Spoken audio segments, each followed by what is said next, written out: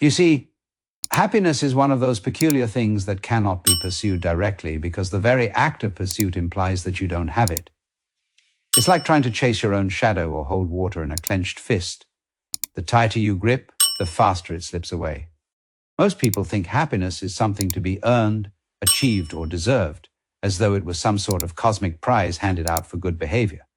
But happiness isn't a goal. It's a byproduct, a natural fragrance that arises when you stop trying to capture it.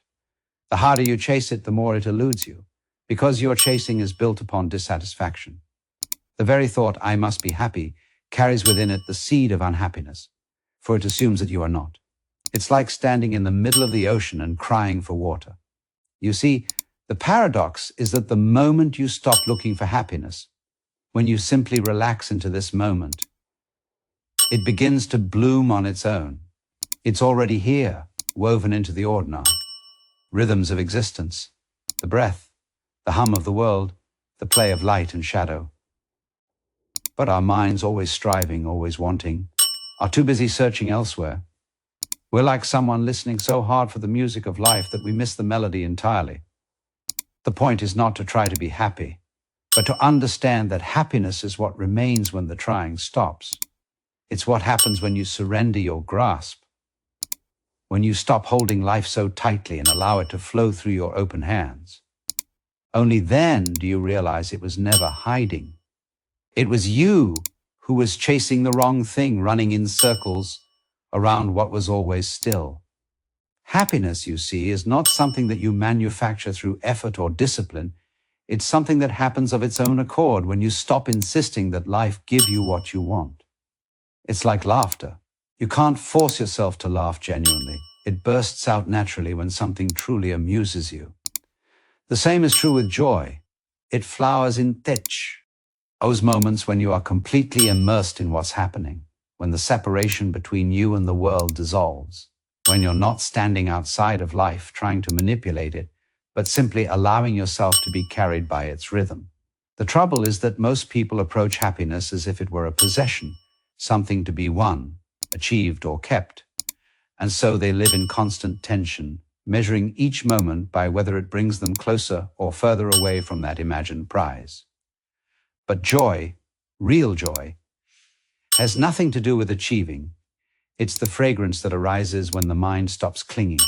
When you watch a sunset, or hear the laughter of a child, or feel the wind move through the trees, there's a moment where the commentary stops.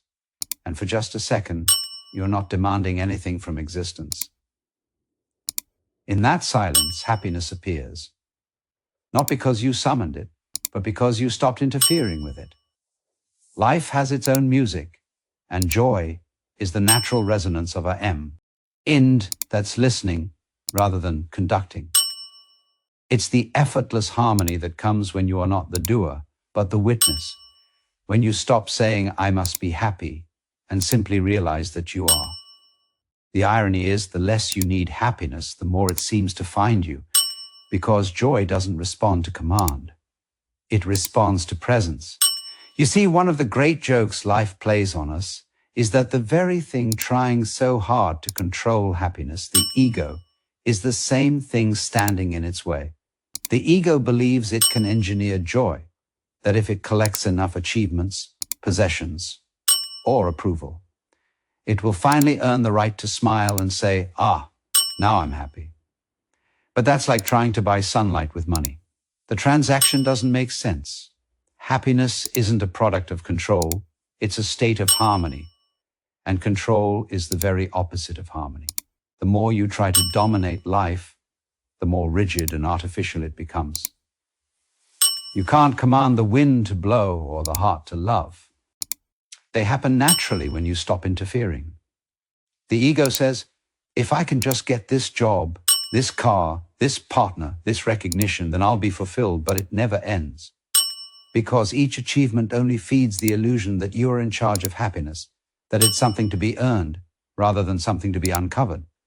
But happiness is not built, it's revealed, like a clear sky when the clouds pass. The attempt to engineer joy is the attempt to make life obey your design. And life, my dear friends, is much too vast and mysterious to fit inside your plans. When you realize that you cannot control happiness any more than you can control the tides, a strange freedom dawns. You stop grasping, you stop forcing, and in that surrender, something begins to flow, the very thing you were chasing all along. The secret is that happiness isn't created by control. It's discovered when control falls away, when you stop trying to be the conductor of the symphony and instead let the music play you. It's rather funny, isn't it, that almost everything in our culture is built upon the idea of seeking happiness, seeking love, seeking meaning, as though life was some sort of scavenger hunt where fulfillment hides just around the next corner. From the moment we can walk, we're told to strive, to aim higher, to chase something just beyond our reach, and we mistake this endless pursuit for progress. But what few realize is that the act of seeking itself creates the feeling of lack. When you seek, you imply that what you want is not here, that you are incomplete without it. So no matter what you find, the very energy of seeking keeps whispering, it's not enough. You win the race, you get the promotion, you fall in love, and for a brief moment you think you've arrived. But soon that itch returns, that quiet unease that says, there must be more. And so the cycle continues, an endless treadmill of becoming, never being. The irony is that this constant chase, or happiness, is the very thing that keeps it out of reach. You see, happiness is not something over there waiting to be caught. It's what arises when you stop running. The moment you drop the idea that you must pursue life like a prize, you discover that life itself was never withholding anything from you. The seeker creates the distance, not the sought. It's like standing in the middle of the ocean crying for water. The effort to find what's already here is the very thing that blinds you to it. True contentment doesn't come from seeking, it comes from seeing that this moment as it is lacks nothing. The end of seeking is not emptiness, it's peace. It is quite peculiar, isn't it, that we keep imagining happiness as something that will happen then, when we get the job, when we find the right partner, when the stars align just so. We live in a perpetual state of postponement, convincing ourselves that joy belongs to some distant moment yet to come. But the truth, which we I at least sense, yet often resist, is that happiness never arrives in the future, because the future never truly arrives. It's always now.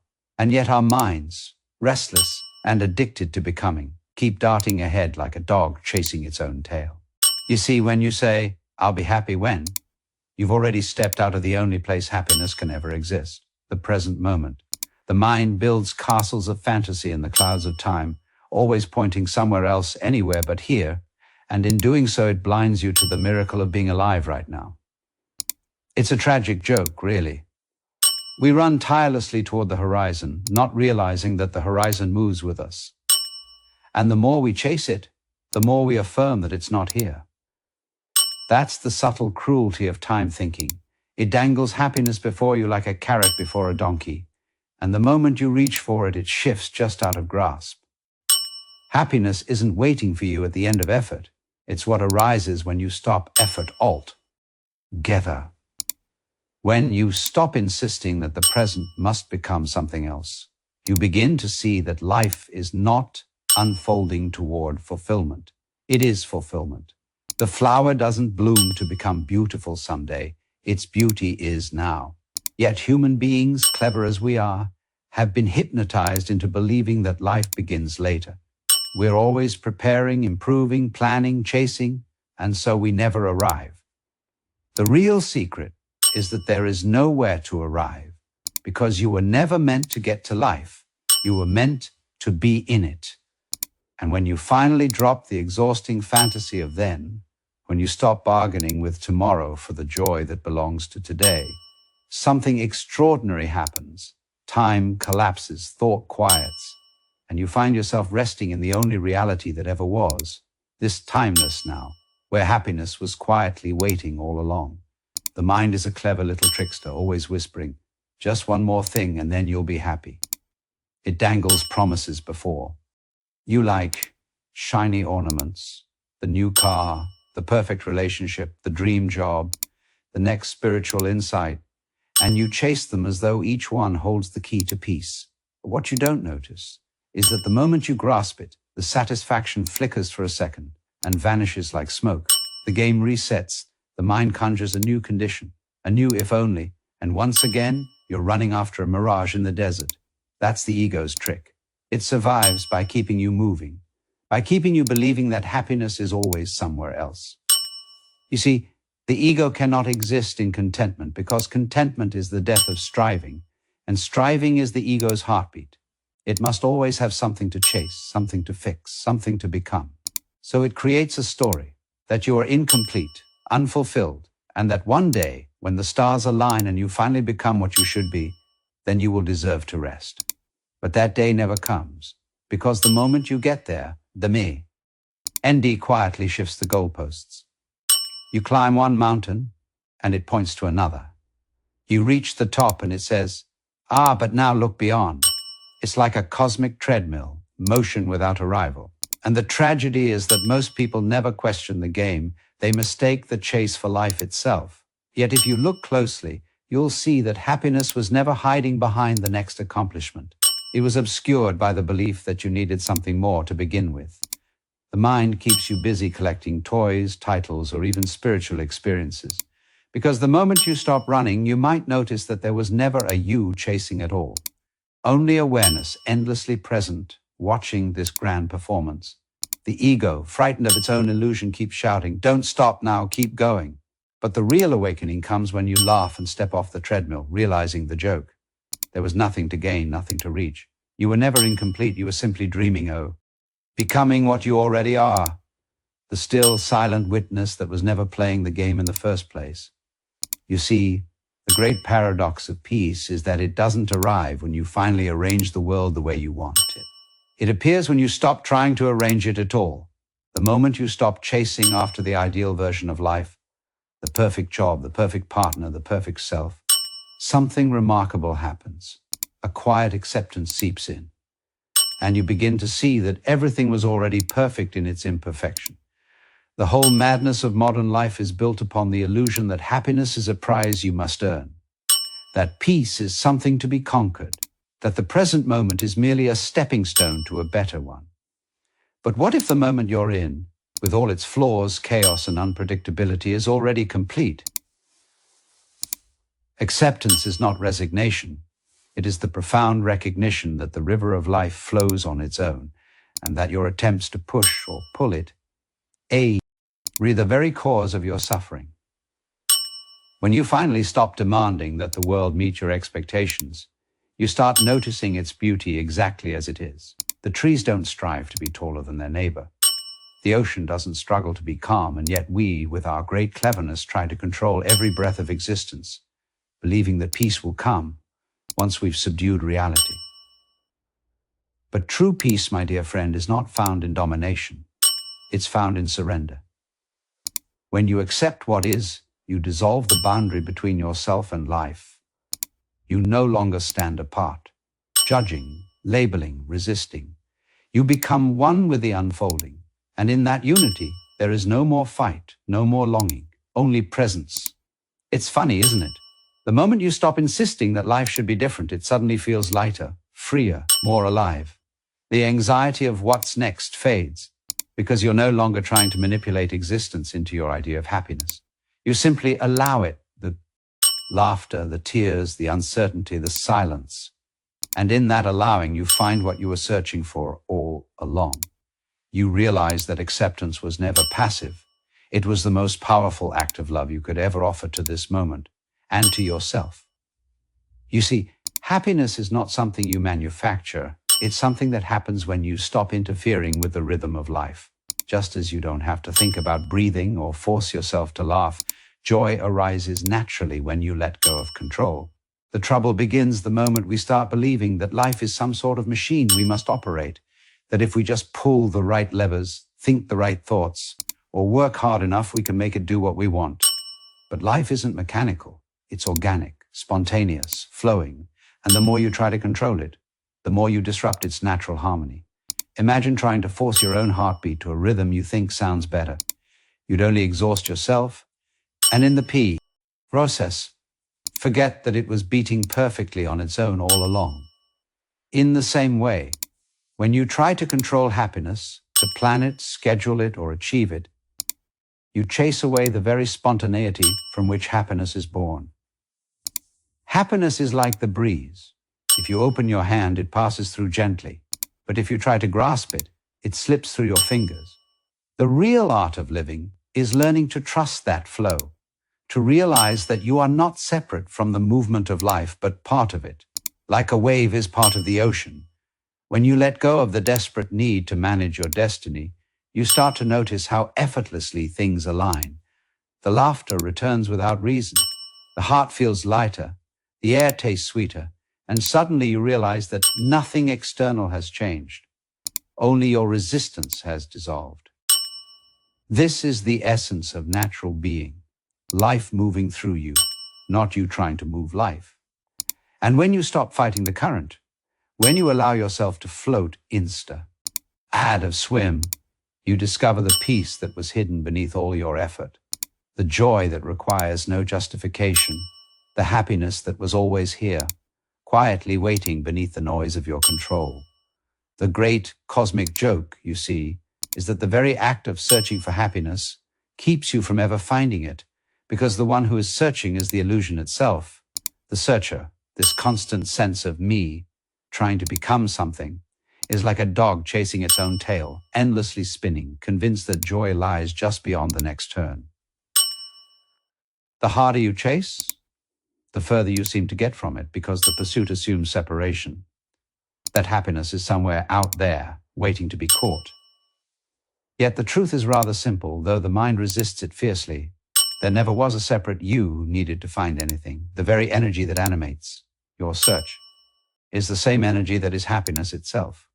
When you stop clinging to the identity of the seeker, the who says, I must improve, I must attain, I must awaken, what remains is pure presence.